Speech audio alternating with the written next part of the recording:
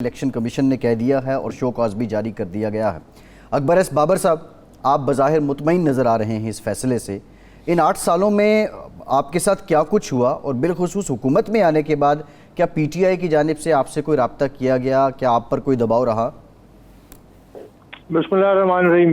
यकीनन मैं इस फैसले से मुतमईन हूँ और मुकम्मल तौर पर मुतमईन हूँ। वो इसलिए कि मेरे तमाम जो इल्ज़ामात थे जो मैं टीवी पे आके लगाता था, ज़ाहिर इलेक्शन कमीशन के सामने तो मैंने सबूत भी दिए थे, लेकिन वो अल्लाह का करम है कि अल्लाह ने सुरखरू किया और वो तमाम इल्ज़ामात अब साबित हो चुके हैं। यानी अब वो इल्ज़ाम से या मुल्ज़िम से अब वो मुजरिम बन चुके हैं, क्योंकि ये तमाम चीज़ें जो अभी आपने बताई हैं, इसके अलावा भी बहुत कुछ है इस ऑर्डर में, ज़ाहिर आपकी नज़र से गुजर चुका है लगता है, जिसमें ये भी बात है कि इन्होंने अकाउंट से छुपाए, फिर उन्होंने मुलाजमीन का जिक्र किया कि उनके अकाउंट में पैसा है, ये गैर कानूनी फेल है। फिर उन्होंने जो सर्टिफिकेट्स पार्टी के चेयरमैन देते हैं उसमें गलत बयानी का हवाला भी दिया है और बड़े खुल के दिया है कि बड़ी ग्रॉसली मिस रिपोर्ट की है इलेक्शन कमीशन ऑफ पाकिस्तान को। तो ये अब सिर्फ मरहला जो बाकी है, क्योंकि कानूनी एक रिक्वायरमेंट थी कि शो कॉज नोटिस दिया जाता है इससे पहले कि वो सजा के उसमें जाए कि उनको सजा दी जाए। तो वो शो कॉज नोटिस जा चुका है या आज चला जाएगा इस ऑर्डर के उसके साथ, और फिर उसके बाद इलेक्शन कमीशन जो तमाम उसके पास इख्तियारात हैं, क्योंकि अगर इस ऑर्डर के आप आखिरी चंद लाइनें पढ़ें, आखिरी पैराग्राफ पढ़ें, उसमें उन्होंने एक ये किया है कि ऑर्डर को वफाकी हुकूमत को भेजा है कि वो जो आइन की जो शिकें वायलेट हुई उस पर कार्रवाई करें, और साथ ही उन्होंने कहा है कि दिस ऑफिस यानी इलेक्शन कमीशन ऑफ पाकिस्तान को भी हुक्म दिया है कि जो जो कानून वायलेशंस हैं उस पर प्रोसीड करें। तो ये पूरा वाइड रेंज ऑफ एक्शंस हैं जो इलेक्शन कमीशन फिर शो कॉज नोटिस के जवाब आने के बाद पीटीआई के खिलाफ ले सकती है, जिसमें पैसा जब्त होना सिर्फ एक चीज है जो गैर कानूनी फंडिंग हुई है। डिस्क्वालीफाई हो सकते हैं लोग, डिसीट हो सकते हैं, जो बोर्ड मेंबर्स हैं उनके खिलाफ लीगल और क्रिमिनल एक्शंस भी लिए जा सकते हैं अगर इलेक्शन कमीशन ये चूज करे। तो क्योंकि जो जराइम है उनकी नौयत बड़ी खौफनाक है और वो जराइम जो है वो इस ऑर्डर में साबित हो चुके हैं। इलेक्शन कमीशन ने तमाम जो जराइम हैं उनके जुर्म और सबूत तमाम तफसीलात दे दी हैं, और ये एक आईनी इदारा है। इससे पहले तो एक कमेटी थी, स्क्रूटनी कमेटी, जिसके जरिए बहुत सारे ऐसे शुबहे सामने आए थे। सही। अब ये इलेक्शन कमीशन ऑफ पाकिस्तान है, तो अब ये मामला जो है ये अपने यानी समझिए मंतकी अंजाम में है, और अब इस पे शो कॉज के बाद जो भी सजाएं इलेक्शन कमीशन कानून के मुताबिक मुनासिब समझती है वो फिर इनको देंगे। बाबर साहब, आपका केस था गैर मुल्की फंडिंग का जो ममनुआ फंडिंग में तब्दील हो गया, और जो ये फैसला आया है इसमें जो लिस्टें दी गई हैं, कहीं कोई $20 का मसला है, कोई एक $100 का है, $150 का है, एक मियाँ बीवी का मुश्तरका अकाउंट है, $2700 वो देते हैं, खामन देता है, वो उसके बीवी के खाते में आधी रकम डाल के कहा जाता है कि जी इंडियन वो ओरिजिन ज़रूर है उस खातून का, लेकिन वो नेशनल अमेरिकन नेशनल है। तो क्या इस तरह की चीज़ों से ये प्रूव होता है कि कोई गैर मुल्की फंडिंग हुई है या ममनुआ फंडिंग हुई है? आप किस फैसले की बात कर रहे हैं? मेरा ख्याल है आपने कोई और फैसला पढ़ा है। नहीं, ये जो आप बातें कर रहे हैं ना, ये इस फैसले में नहीं है। एक मिनट मुझे मुकम्मल करने। रुमीता सेठी की मैं बात कर रहा हूँ। एक मिनट, रुमीता सेठी के भी कई $1000 का जिक्र है। ये फैसले में $5 मिलियन का भी जिक्र है। उसमें $1 लाख का भी जो ज्यूरिख में कंपनी है उसके जरिए भी है। उसमें $2.1 मिलियन वूटन के जरिए जो आया उसका भी जिक्र है। उसमें 13 अकाउंट जो छुपाए गए, जिसको बेनामी का उसका नाम दिया गया, और बेनामी बेसिकली मनी लॉन्ड्रिंग के जुमरे में आता है, और उन अकाउंट ऑपरेट करते रहे असद कैसर, शाह फरमान, इमरान इस्माइल, ये जो इनके लाहौर के वजीर थे, और समर अली खान, नजीब हारून, वो बेनामी अकाउंट को ऑपरेट करने के उन हवाले से उस ऑर्डर में ये जिक्र है। तो फिर क्रिमिनल केसेस बनते। तो देखिए आप ये जो $100-200 की बात कर रहे हैं, मुझे नहीं पता कि इस फैसले में ये $100-200 का लिखा हुआ है। मुझे जो पता है वो ये है कि इसमें लिखा है कि 351 कंपनियों ने फंड किया।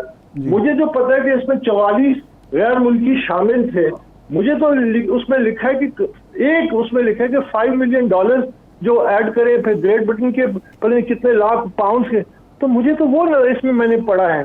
तो ये आप अगर इस फैसले को गुमराह ना करें लोगों को। नहीं इसी फैसले में इसी बाबा साहब नहीं इसी फैसले में रुमिता का जिक्र है, रुमिता सेठी का 13,730 का या 50 का, और उसके खामद का नासिर अजीज़ का अलग से जिक्र है, जबकि वो मुश्तरका तौर पर दोनों ने भेजे हैं, मुश्तरका अकाउंट से भेजे हैं।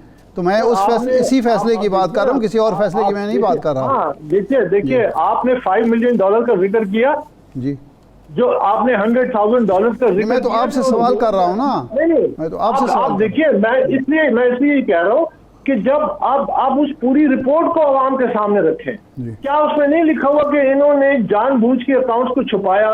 क्या उसमें नहीं लिखा हुआ कि 13 अकाउंट्स इन्होंने बेनामी रखे? क्या उसमें ये नहीं लिखा हुआ कि जो साल पार्टी का चेयरमैन जो था वो ग्रॉसली मिस रिपोर्ट कर रहा था, डिक्लेरेशन दे रहा था इलेक्शन कमीशन में? ये चीजें जो अहमियत की है, इसको आवाम के सामने रखे ना।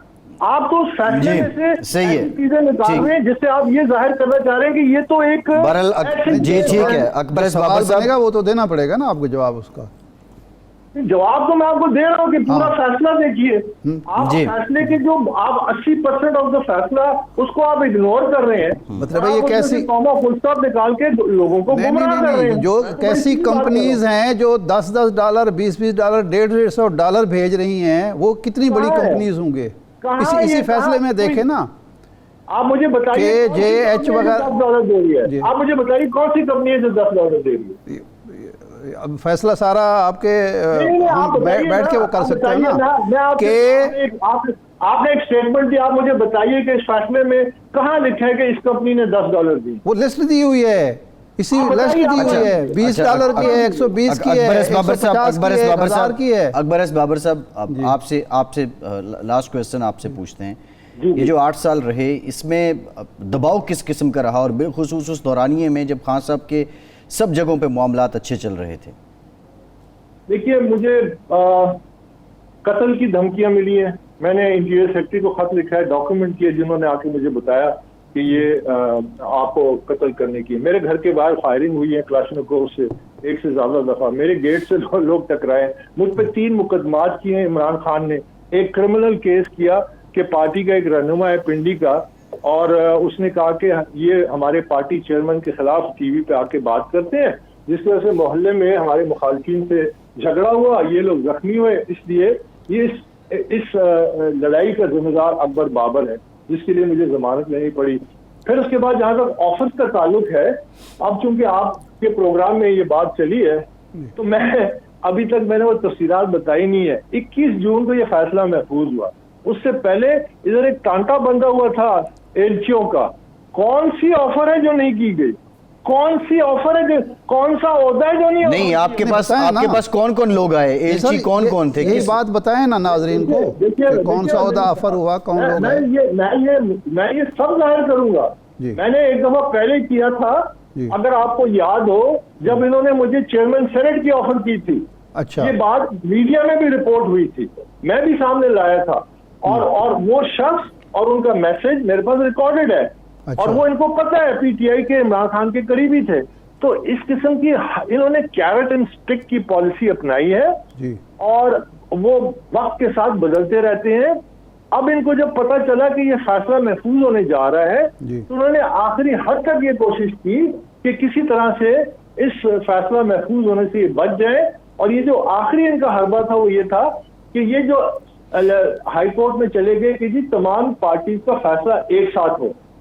नहीं, वो अकबर साहब वो ठीक है, लेकिन हम चाह रहे हैं मुख्तसरन आप पाकिस्तान के अवाम के सामने इस हकीकत को रखें कि आपको आपके इस मिशन से हटाने के लिए क्या कुछ ऑफर हुआ, और आखिरी ऑफर क्या थी, सबसे बड़ी ऑफर क्या थी, और ये ऑफर्स लेकर कौन आता था?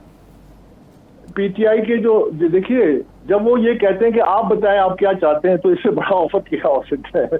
जबकि मैंने सब ऑफर मुस्तरद किए और बड़ी उससे मुस्तरद किए कि मैं ये जो 8 साल से जंग लड़ रहा हूँ, ये मैं अपनी जात के लिए नहीं लड़ रहा, मुझे कोई ओहदा नहीं चाहिए, मेरा कोई मफाद नहीं है, मुझे कोई किसी किस्म की और कोई ख्वाहिश नहीं है। मैं सिर्फ पाकिस्तान तहरीक इंसाफ के बानियों में से हूँ। हमने बड़े मुश्किल वक्त गुजारा, हमने इसको बड़े प्यार से बनाया था एक बहुत बड़े मकसद के लिए।